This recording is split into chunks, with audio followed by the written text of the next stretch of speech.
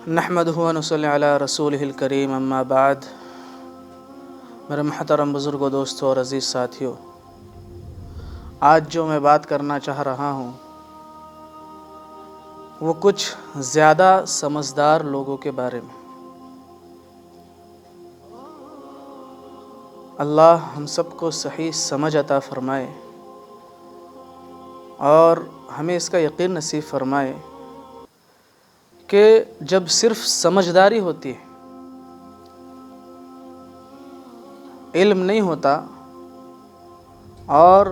علم والوں سے تعلق نہیں ہوتا، صرف سمجھداری ہوتی ہے، تو وہ سمجھداری ایک وقت میں جا کر گمراہی بن جاتی ہے۔ جیسے کہ کچھ چیزیں سمجھ میں آئی، کچھ چیزیں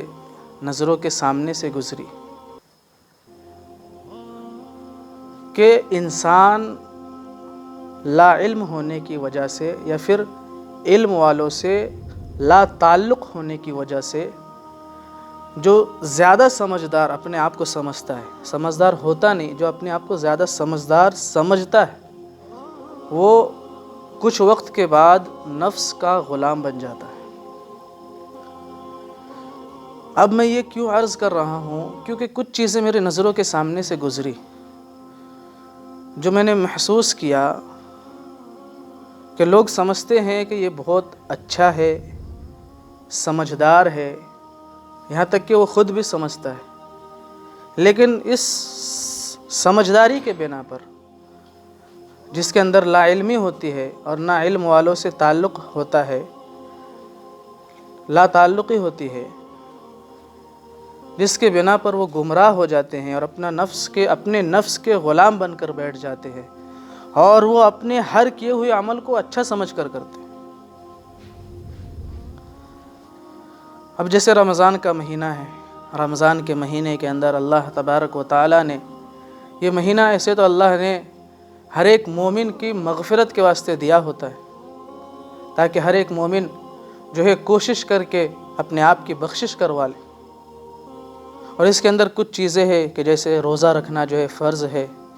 رات کی تراویح ہے، تراویح کے اندر جو ہے 2 سنتیں ہیں، ایک تو تراویح کا پورے مہینے پڑھنا اور ایک جو ہے قرآن پاک کا سننا۔ اب ہم جو ہے مشغول لوگ ہیں، ہمارے اندر بہت ساری مشغولی ہے کہ ہم دنیا دار لوگ ہیں، تو سال بھر کبھی ایسا موقع نہیں ملتا کہ ہم جو ہے قرآن پاک کو پڑھیں۔ یہ ایک موقع ہے جس کے اندر قرآن پاک جو ہے سننے کا موقع ملتا ہے، لیکن اس کے اندر بھی یہ کچھ سمجھدار لوگ اپنی سمجھداری کے بنا پر اس سے اپنے آپ کو بچا رہے ہوتے ہیں اور وہ سمجھتے ہیں کہ ہم بہت سمجھدار ہیں، حالانکہ وہ نفس کے غلام بن چکے ہیں، اور یہ نفس کے غلام کبھی بھی جو ہے راہ راست پر نہیں چل سکتے، جو نفس کے غلام ہوتے ہیں، کیونکہ راہ راست پہ چلنے کے لیے یا تو علم با عمل ہونا ضروری ہے یا پھر کسی اللہ والے سے، کسی عالم سے تعلق ہونا بہت ضروری ہے جس کے ذریعے سے ہمیں سیدھا راستہ ملے۔ لیکن ہم اس چیز کو جو ہے نہ سمجھنے کی کوشش کرتے ہیں اور نہ اس پر عمل کرنے کی، بس ہم اپنے نفس کے مطابق چل رہے ہوتے ہیں۔ قرآن کا پڑھنا کتنی بڑی نعمت ہے، اللہ نے قرآن پڑھنے کی توفیق عطا فرمائی۔ کچھ لوگ تو ایسے ہیں جن کو قرآن پڑھنا ہی نہیں آتا، اللہ معاف کرے، ایسے لوگوں سے بات چیت ہوئی، کہہ رہا ہے کہ میرے اتنے وقت لگے اور میرے اتنے چلے لگے۔ ایک شخص سے ملاقات ہوئی، کہتا ہے کہ میرے 30 چلے لگے لیکن مجھے ابھی تک قرآن پڑھنا نہیں آتا۔ تو پھر بھائی تیرا یہ 30 چلہ لگنا کس کام کا؟ تیرے اوقات کا لگانا کس کام کا، جب تو نے اللہ کے قرآن کو پڑھنے کی کوشش ہی نہیں کی؟ تو آج دنیا بھر کی بڑی بڑی باتیں کرتا ہے لیکن تو نے قرآن پڑھنا نہیں سیکھا، یہاں تک کہ قرآن پڑھنا نہیں سیکھا تو نے قرآن سننا بھی نہیں سیکھا۔ بہت درد کے ساتھ میں یہ بات عرض کر رہا ہوں کہ آج ہم اپنے نفس کے غلام بن چکے ہیں اور نفس کو جہاں سہولت مل رہی ہے ہم اسی کو دین سمجھ کے کر رہے ہیں، جس کے بنا پر ہر کام میں، چاہے وہ کوئی سا بھی کام ہو، کوئی بھی لائن ہو، یہاں تک کہ یہ اتنا بڑا کام، یہ دعوت و تبلیغ والا کام، اس کے اندر ہم نے اپنے نفس کو گھسیڑا ہے اور اپنے نفس کے مطابق چلے ہیں، جس کے بنا پر آج اس کام سے بھی ہمیں فائدہ نہیں۔ بولتے کہاں گئے تھے کہاں نہیں، اور کیا لائے کچھ نہیں، یہ حال ہو چکا ہے جہاں۔ اور قرآن پڑھنے والے ایسے، قرآن نہیں پڑھنے والے بھی، جس کو نہیں پڑھنا آتا وہ تو نہیں پڑھتے، جس کو پڑھنا آتا ہے اس نے تو قرآن کو صرف اس لیے رکھا ہے کہ میں جو پڑھوں گا تو اس سے میرے رزق میں برکت ہوں گی، میں صبح میں سورہ یاسین کی تلاوت کروں گا تو اس سے برکت ہوں گی، اور میں جمعہ کے دن سورہ کہف کے 10 آیتیں پڑھوں گا تو اس سے جو یہ ہوگا۔ صرف اپنے فائدے کے لیے قرآن پڑھا جا رہا ہے، کبھی ایسا نہیں ہو رہا ہے کہ اللہ کی رضا کے لیے، اللہ کی محبت کے لیے، کہ اللہ کی ذات سے نکلی ہوئی یہ کتاب کتنی خوبصورت اور کتنی پیاری کتاب کہ اللہ کی رضا کے لیے پڑھی جائے،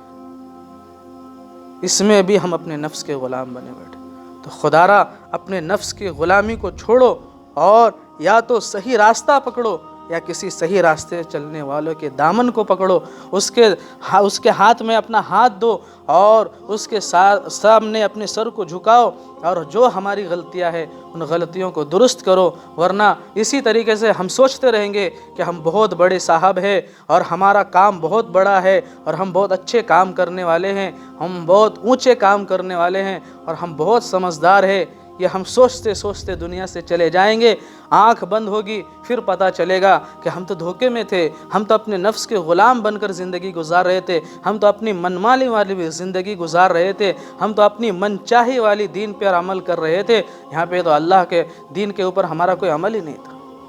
اور پھر اس وقت پچھتانا پڑے گا۔ تو کچھ چیزیں جو میرے نظروں کے سامنے سے گزری، اچھے لوگ، سمجھدار لوگ، اپنے آپ کو بڑا سمجھنے والے اور کام کے سمجھنے والے لوگ اس طریقے سے اپنے نفس کے غلام بنے بیٹھے۔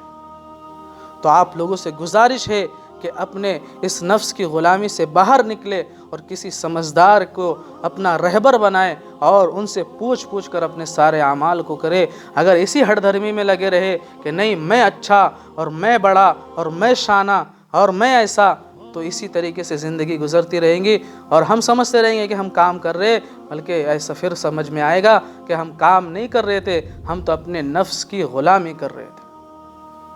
تو میری یہ گزارش ہے کہ ہم اپنے نفس کی غلامی سے باہر نکلے اور اپنے آپ کو کسی اللہ والے کے ہاتھ کے نیچے اپنے آپ کی، اپنے اندر کی، اپنے اندرونی جو غلطیاں ہیں ان کو سدھارنے کی کوشش کریں۔ اللہ تبارک و تعالیٰ کہنے سننے سے زیادہ عمل کرنے کی توفیق عطا فرمائے۔ وآخر دعوانا الحمدللہ رب العالمین۔